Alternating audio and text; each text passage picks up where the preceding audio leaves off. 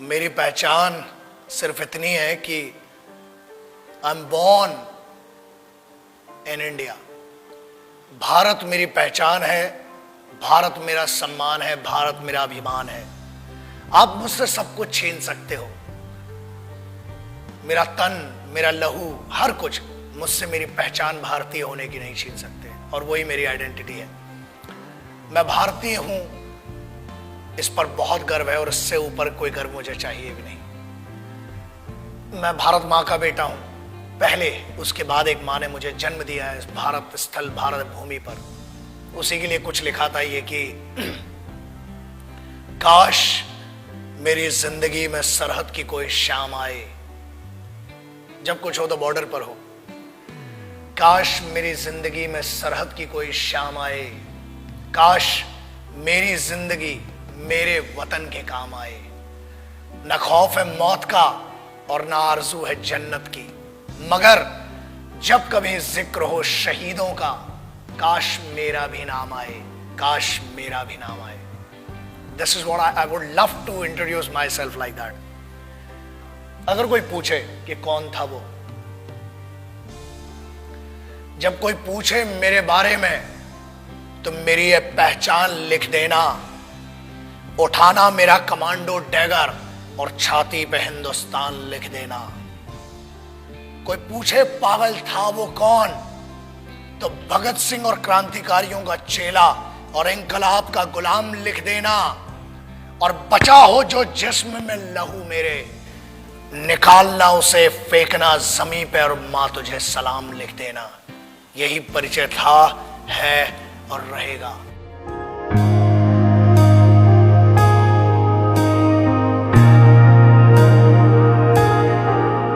आजकल बहुत एक मुद्दा चल रहा है, देशभक्ति। कुछ लोगों ने उसे हिंदुओं से जोड़ दिया, कुछ ने मुसलमानों से जोड़ दिया, कुछ ने सिखों से, कुछ ने ईसाइयों से। एक बात याद रखना, हम पहचान हैं, एक ऐसा महाविद्यालय, एक ऐसी university. It's like an university, it's like a college, the country is like college. We may have different wings, we may have different subjects, but we all belong to one college, and that college is Bharat, राष्ट्र। आप उसको हुब्बुल वतनी कह लें उर्दू में, अरबी में, उसको आप जननी जन्मभूमिश्च कह लें आप संस्कृत में, आप मादरे वतन कह लें, वतन की इज्जत कह लें, आप कुछ भी कह लें। आज बहुत जरूरी हो गया है उस ट्रेटर, उस गद्दार, या बेहतर लैंग्वेज में उसको गद्दार और चूतिया कहेंगे, उसकी बात करना जो आज की डेट में बड़ा सेलिब्रिटी बन के फिर रहा है। Let's talk about that person जिसने हर फौजी और हर इस भारत माँ के बेटे को हर्ट किया है। आज उसके बारे में बात करना बहुत जरूरी हो चुका है। न हिंदुओं से न मुसलमानों से इस मुल्क को तकलीफ है गद्दार और बेईमानों से, जिन्हें हम हार समझ बैठे थे गला अपना सजाने को, वही अब नाग बन बैठे हम ही को काट खाने को। पिछले 2-3 महीने it has been disturbing me a lot.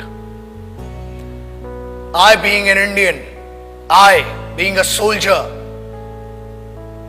I being a simple son of this motherland, feel hurt, disheartened, and at the same time I feel pity for them.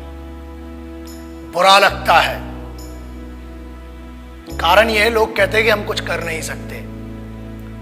ऐसा है, करने पर आ जाए तो बहुत कुछ कर सकते हैं, लेकिन हम सम्मान करते हैं भारत के सर्वोच्च न्यायालय का, सुप्रीम कोर्ट का, और उसके आदेश की अवहेलना नहीं करना चाहते हैं। उसके आदेश का पालन करते हुए कुछ गद्दारों को आज भी छोड़ रखा है, वरना ऐसा है काम ही हड्डियां तोड़ने और जान लेने का हिंदुस्तानी फौज करती है। किसी ने कहा, मैं उन गद्दारों का शायद नाम भी लेना पसंद नहीं करूंगा, बिकॉज वो इतना भी डिजर्व नहीं करते कि उनका नाम इस जुबां पर आए। बट एक चीज बोलना बहुत जरूरी है, कुछ लोगों ने यह कहा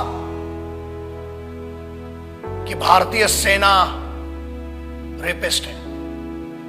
अगर घरों में बैठे हो ना, और अगर तुम्हारी बहनें और तुम्हारी माएं घर से निकल के जा रही हैं, तो सिर्फ ये हिंदुस्तानी फौज है जिसकी दम पे तुमने भाई होने का, बाप होने का फर्ज नहीं निभाया होगा, मगर this is the only Indian armed forces which maintain the dignity of a soldier and maintains that brotherhood. आपकी बहनें, आपकी माएं अगर सुरक्षित है तो वो भारत की सेनाएं हैं जिनके कारण है। बोलने के पहले सोचा करो। और किस्मत बहुत अच्छी थी कि फौज के सामने नहीं बोला, वरना जो हीरो बना दिया ना इस देश में, फौज तुम जैसों को छोड़ती भी नहीं। मगर यह भारत का संविधान है, this is the constitution of India, जिसने बांध रखा है हमारे हाथों को। क्रोध करना मेरी आदत नहीं है, मगर आता है गुस्सा। इसलिए आता है क्योंकि चाणक्य ने कहा था कि अक्सर मैंने झूठे लोगों को मुस्कुराते हुए देखा है। जो सच बोलता है और दिल से बोलता है उसको गुस्सा बहुत आता है। और यह गुस्सा इस बात का है कि इस देश में कुत्तों को मारने की परमिशन नहीं है, इसलिए अभी तक बचे हुए हो। फौज को रेपिस्ट बोलते हो? Ask your sisters and your mothers, ask your family members, if there are 10 young boys and if there is a single soldier, ask a girl, ask a young girl, where would she go for the help and whom would she ask for the help? And I ensure this, that girl would go to a soldier and ask, and she'll say one thing, certainly she'll say, and she'll use this word, भैया मेरी मदद कीजिए। क्या है ये? जवानी संभल नहीं रही है तो बताओ। 23 साल में शहीद आजम भगत सिंह, राम प्रसाद बिस्मिल, अशफाक उल्लाह खान, चंद्रशेखर आजाद बड़ा बड़ा काम करके चले गए। बहुत गर्मी है, अरे सेना ज्वाइन करो, भारत की फौज, आओ दुश्मनों से लड़ो ना। घर के अंदर क्यों दुश्मनी का माहौल बनाते हो? एक बात कही गई जिसपे बड़ा दर्द हुआ कि अफजल, अरे वो गद्दार टेररिस्ट, उसके लिए बोलते हो, उसको हीरो बना दिया तुमने, वरना कोई जानता भी नहीं था। ऐसे बहुत आए गद्दार, बहुतों को फांसी लगाई। उसको कहा गया कि अफजल हम शर्मिंदा हैं, तेरे कातिल जिंदा हैं। I feel ashamed for these guys. तेरे कातिल मतलब क्या है? What do they want to say? तेरे कातिल कौन हुए? भारत का संविधान, सर्वोच्च न्यायालय ने उसको फांसी सुनाई है।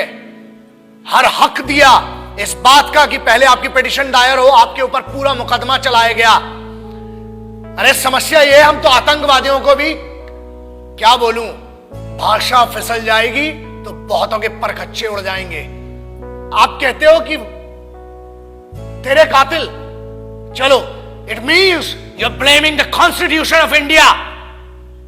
भारत के अगेंस्ट में कहने की ना हमने तुम्हें छूट दी है और ना आजादी। आजाद हुए हो तो भी इस फौज के कारण और उन क्रांतिकारियों के कारण जिनने अपना लहू बहाया है इस मिट्टी के लिए, तब बना है भारत का संविधान। You can not insult, you can insult me as an individual, you can insult one person, मतलब जो पीठा, जो न्यायाधीश थे, जो वो लोग थे जिनने फांसी की सजा सुनाई, आप उनको कह रहे हैं कि वो कातिल थे। अरे धिक्कार है आपके ज्ञान पर। I feel ashamed for it. पहले आप अपने फैक्ट्स क्लियर करें। अरे जेएनयू के एक लौंडे ने ये कह दिया तो उसको हीरो बना दिया, एंड नो वंडर्स अगली बार मेंबर ऑफ पार्लियामेंट बन के बैठेगा तुम्हारी छाती के ऊपर। हीरो बनाने वाले तुम हो। मुझे किसी से पर्सनल कोई प्रॉब्लम नहीं है, इनकी औकात भी नहीं है मुझसे पर्सनल प्रॉब्लम रखने की। लेकिन एक बात याद रखना, किसी एक बेवकूफ ने यह कह दिया कि भगत सिंह जैसा है। अबे शर्म करो and clear your facts before you compare that guy with revolutionaries. कौन थे वो? किसकी बात कर रहे हो? उस इंसान की who cannot deliver 2 right sentences in one particular language. आप उसकी कंपैरिजन कर रहे हो जो भारत के संविधान को गद्दार कह रहा है। आप उनकी बात शहीद आजम, भगत सिंह, सुखदेव, राजगुरु, ऐसे लोगों से कर रहे हो। कौन थे वो? पता है तुम्हें? तुम एक क्लास के एक छोटे से सब्जेक्ट को पढ़ के ज्ञानी बताते हो और तुम ये कहते हो कि क्रांति लाओगे। क्रांति होती क्या है? क्रांति सबसे पहले शुरू होती है राष्ट्र से। भारत मां या मिट्टी, I don't want to name this nation Bharat Mata और anything, but I want to say something. ये मेरी तो मां है और मेरे जैसे कई पागलों की मां है। याद रखना, बहुत छूट मिल गई है, अपनी आजादी का गलत उपयोग मत करो, वरना अगर छूट देना आता है तो लगाम लगाना भी आता है। बोलने की आजादी है, ठीक है, हमने आजादी दी है, बट वो आजादी किसने दी है? The freedom has been given to you by the constitution of this country. The honorable Supreme Court has some guidelines. The honorable constitution of this country has some guideline and we must respect that. आज आप एक बंदे को जिसको जमानत पर छोड़ा गया है उसको हीरो बना दिया।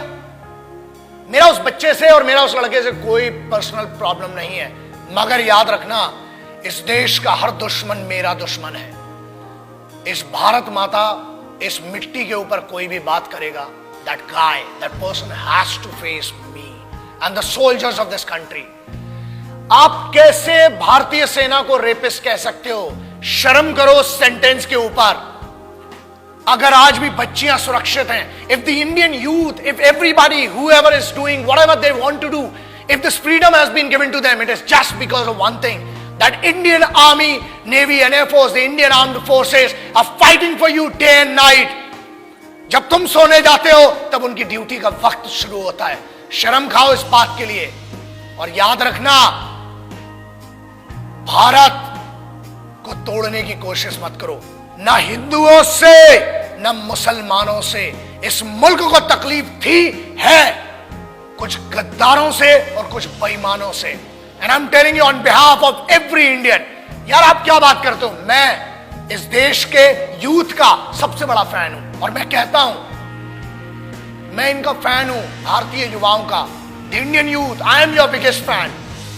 और याद रखना अपनी आजादी का गलत उपयोग मत करो, क्योंकि आप जिस ट्रैक पर ले जा रहे हो तुम इसलिए बचे हो आज तक क्योंकि भारत के संविधान ने आज भी जानवरों और कुत्तों को मारने की आजादी नहीं दी है। अगर होती तो कब के निकल चुके होते। और आज भी इंतजार कर रहे हैं कि तेरा निर्णय सर्वोच्च न्यायालय करेगी, और अगर नहीं किया, keep my words and take my words, ये चेहरा याद रखना। हम बोलते कम है, घसीटते और मारते ज्यादा है। जय हिंद, वंदे मातरम, इंकलाब जिंदाबाद, भारत माता की जय। याद रखना।